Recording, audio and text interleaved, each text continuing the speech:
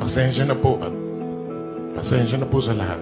Nagkamali po ako doon at ako po ay humingi ng inyong paumanhin at pag-unawa ninyong lahat.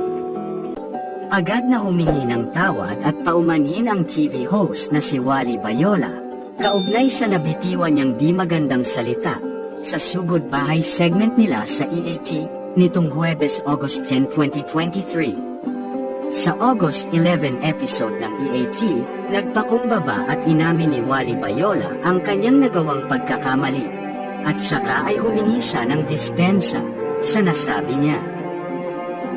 Matapos nito ay may lumabas na isang post na mula sa isang taga-barangay kung saan naganap ang pangyayari at isiniwalat umano nito ang totoong nangyari kung bakit napasigaw ng di magandang salita ang TV host na si Wally Bayola.